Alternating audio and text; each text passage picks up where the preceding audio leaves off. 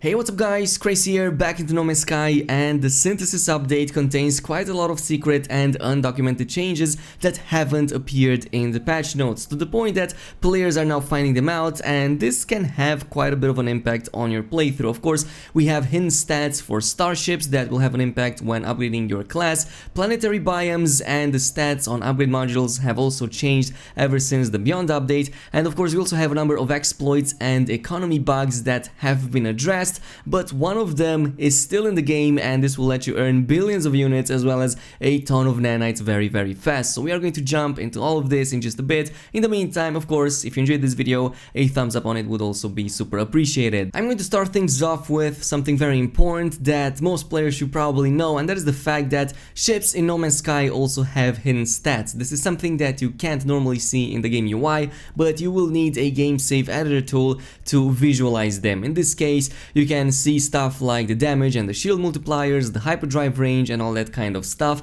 And according to the user RealCradHC, also props to him for bringing this up to light, but there's a stat difference between genuine S-class ships that you normally find in the wild and the ones that have gone through the upgrading process, in the sense that genuine S-class are still going to have better stat potential than the ones that have gone through the upgrading process. In this case, he had a 48 slot A-class ship that had a damage multiplier of 48.5% and shields of 16.4%, and when fully upgrading that to the maximum class, they had damage multiplier to 55 and the shields to 15 respectively, which are the bare minimum for a maximum rank ship. Comparing this with a maximum rank genuine S-class ship, this was a difference of about almost 4 or 5 points, with the damage multiplier on a genuine one being almost 60 and the shields 19.3. So this is the difference right here, as you can see it. And I also went in and did some testings on my own, and I can genuinely attest that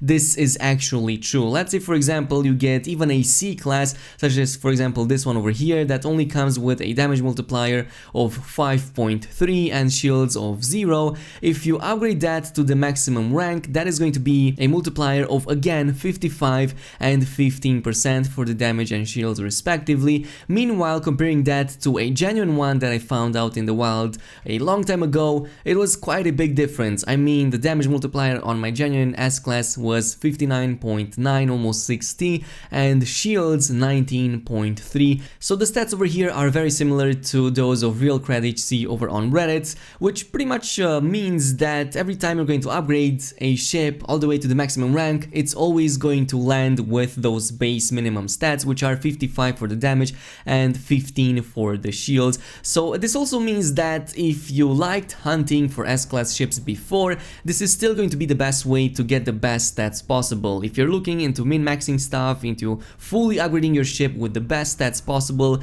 yeah, you're still going to want to hunt for those ships again, which also means that hunting for S-class ships is still going to retain its value even post-synthesis update, and it's still the best method to get the best stats possible for your ships. Anyway, since we're still on the subject of upgrading ships, there are a couple of methods that you can use in order to upgrade your other ships at a much lower price, as well as getting a ton of nanites in the process to also upgrade their classes. Of course, one of them is legit, while the other one is an exploit that might get fixed, but I'm going to go over the exploit one because this is actually quite interesting. So the way this exploit works is pretty simple, and you can scrap the same ship again and again at the same scrapping station without ever having to actually get a new ship. So the reason for that is because either the game or the UI is lagging a little bit behind, or at the very least the ship doesn't physically get deleted, at least until a few seconds after you already get the resulting materials. So the easiest way to do this is to just bring a maximum class hauler,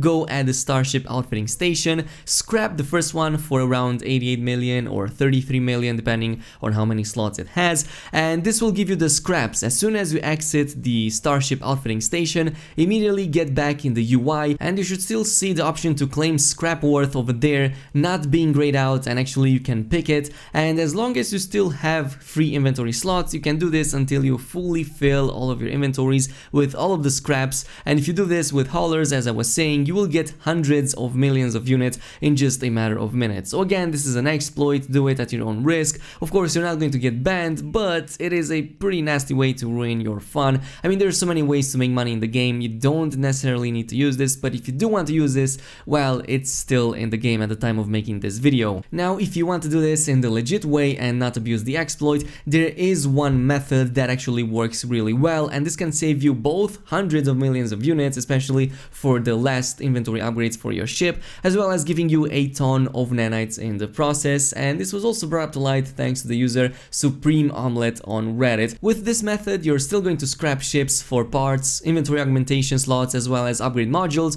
except this time around is going to be with ships that randomly land on the space station. So the best way to do this is to find a tier 3 economy system, land at the space station, and start looking for tier 1 and tier 2 A or B class ships, also S class if you happen to find them, but A and B class should be quite abundant, and you're specifically going to look for anything that is not a hauler. So for example, if you find explorers, if you find fighters, or even better, shuttles, because these can drop even more upgrades as well as parts, but all of these ships should cost between 200k and a few million units. And the best part about this is that you're going to spend just a little bit of money in order to get a ton of these inventory augmentation slots, and if you get at least a few of these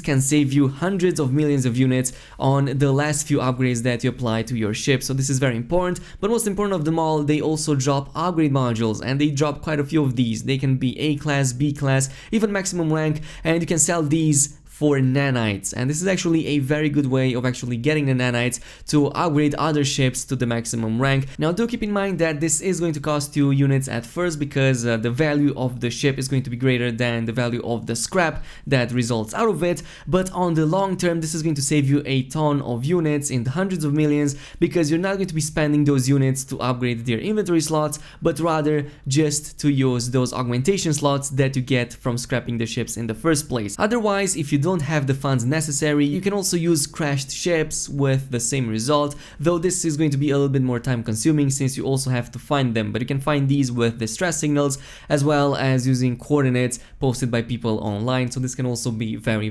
good. But in the meantime, if you have the funds necessary, like 10, 20 or 30 million, this can be a very good method to get you started. Anyway, we have other undocumented changes that didn't make their way into the patch notes, and the user PickBy0 on Reddit